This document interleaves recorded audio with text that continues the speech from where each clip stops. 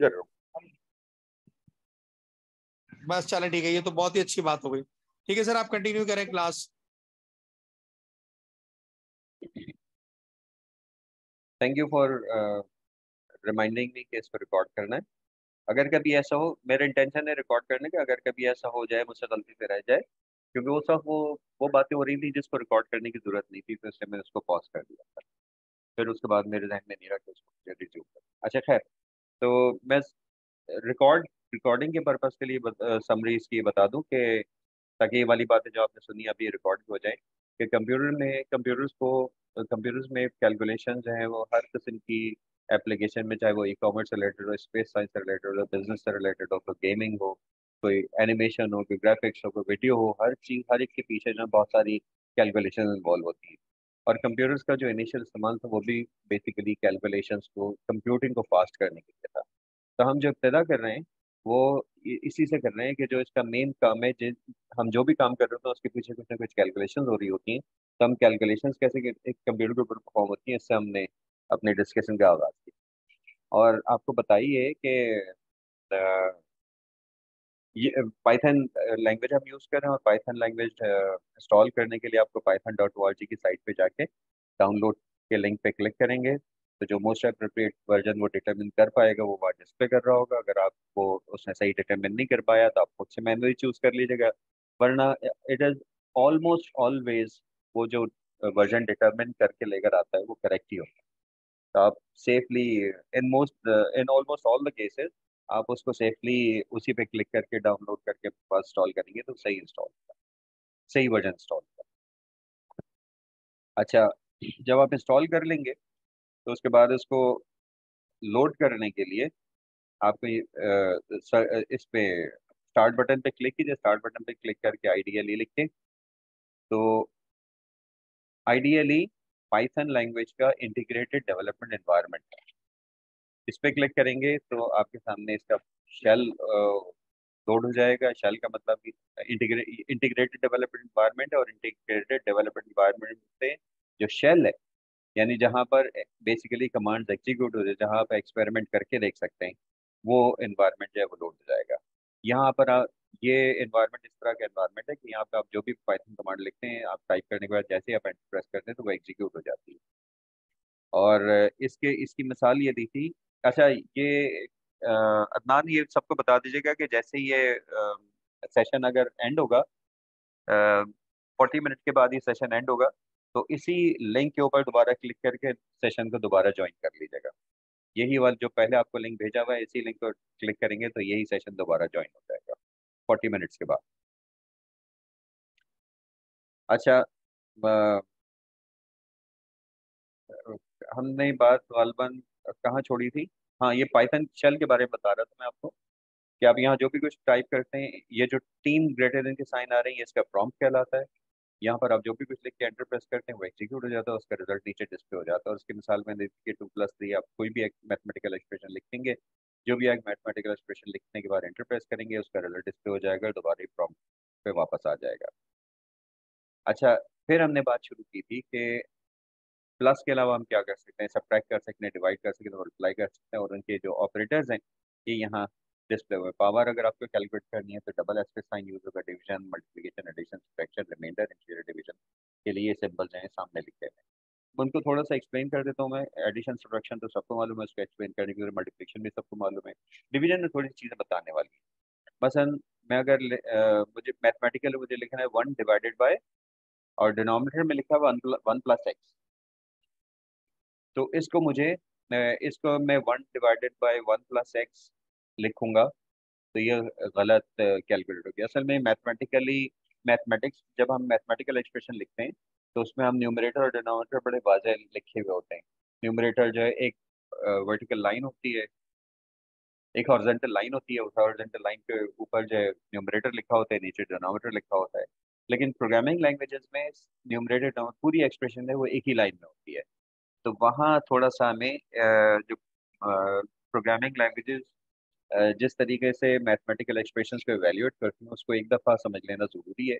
और मैं आज जो कुछ आपको बता रहा हूँ ना, वो मुझे नहीं याद कि कोई भी ऐसी लैंग्वेज मुझे मिली हो जहाँ इसके अलावा कोई और रूल इस्तेमाल होते हैं। तो ये सारी लैंग्वेजेस के कॉमन रूल हैं जो मैं मैथमेटिकल एक्सप्रेशन को इवेल्यूएशन के जो मैं अभी आपको बताने जा रहा हूँ।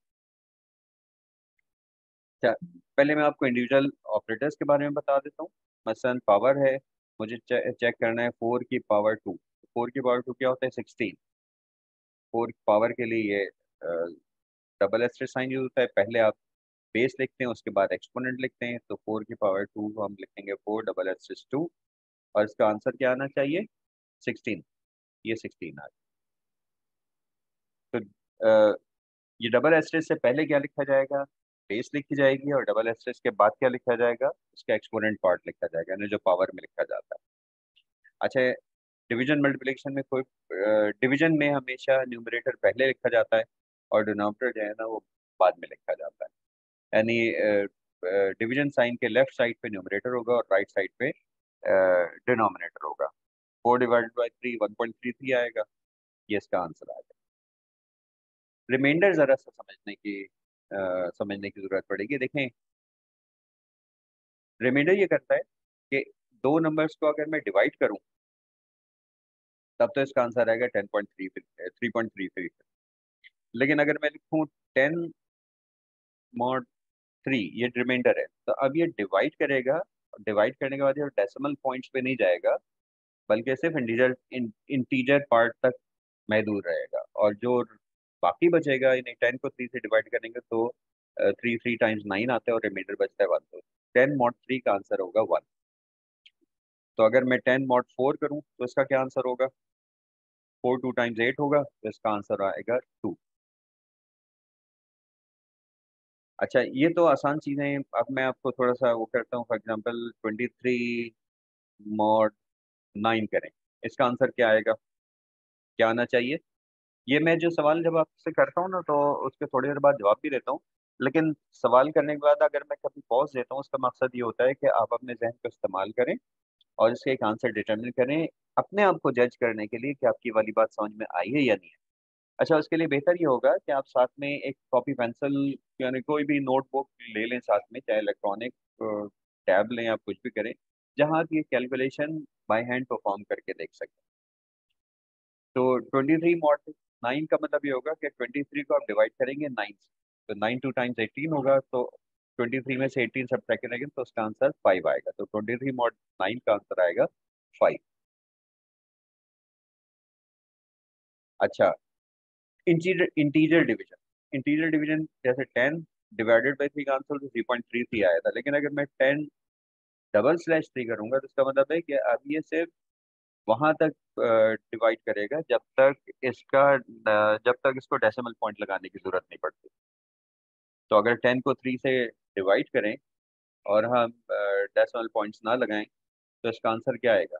3.333 के बजाय 3.3 आएगा, 3 आएगा। तो इसका आंसर आएगा 3। अच्छा, इसी तरह से अगर मैं लिखूं 16 इंटीजर डिवीजन 5, इसका आंसर क्या आएगा? इसका आंसर आएगा 1। Sorry, I am sorry, integer division है ना, तो इसका आंसर 1 नहीं आएगा। मेरे जहन में असल में रिमाइंडर चल रहा था, मैंने सवाल आपसे किया था उसका, इंटीजर डिवीजन का, माजरत चाहता हूँ। तो 3 ही इसका आंसर आएगा, इसलिए कि 5 3 टाइम्स 15 होगा।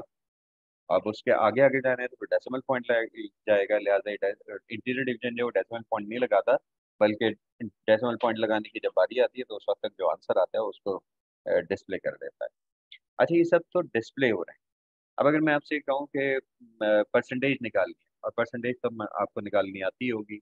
मसलन ऑब्टेन मार्क्स आपके, फॉर एग्जांपल आपके 550 मार्क्स हैं आउट ऑफ 650। तो आप किस तरह से निकालेंगे? 550 डिवाइडेड बाई 650 मल्टीप्लाइड बाई 100, तो इससे परसेंटेज कैलकुलेट हो जाएगी। तो ये जो बेसिक ऑपरेटर्स हैं ना, इन्हीं बेसिक ऑपरेटर्स की मदद से हम बाकी मैथमेटिकल ऑपरेशंस हैं वो परफॉर्म करते हैं।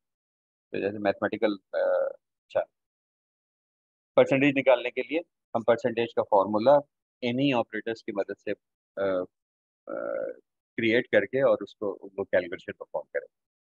अच्छा, ये जितनी भी कैलकुलेशंस हो रही हैं इसमें इसमें एक थोड़ी सी डिटेल ये ऐड कर लेते हैं कि मैं थोड़ी सी कॉम्प्लेक्स एक्सप्रेशन लिखता हूँ। मतलब मैं लिखता हूँ 10 की पावर 2। 10 की पावर 2 क्या हो गया? 100। 100 डिवाइडेड बाई 9। 100 integer division 9। 100 को डिवाइड करें 9 से तो क्या आंसर आएगा? 11। अच्छा, अब 11 को मल्टीप्लाई करें 3 से तो 33 आएगा, और इसमें से माइनस करें 3 तो 30 रह जाएगा। अब इसमें इसके साथ अगर मैं मल्टीप्लाई लिखूं 6 तो क्या आंसर आना चाहिए आपका? आपके जहन आप इसको जो भी कैलकुलेशन परफॉर्म कर रहे हैं ना, उसमें और इसकी कैलकुलेशन में ज़रा सा फर्क आ सकता है।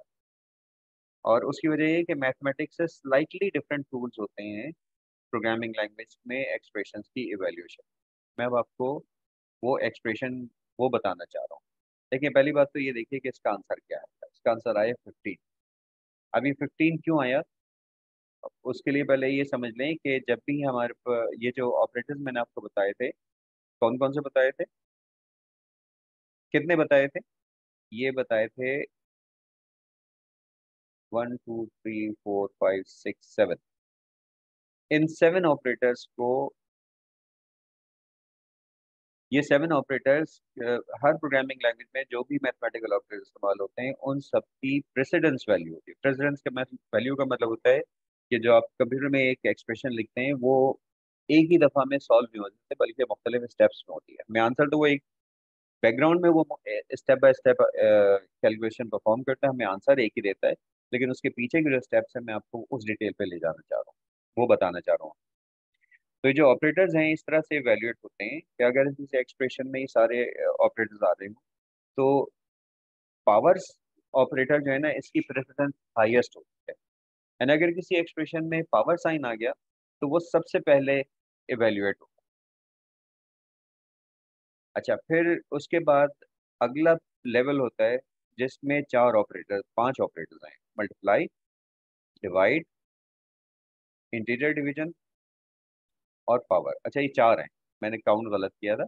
ये 4 ऑपरेटर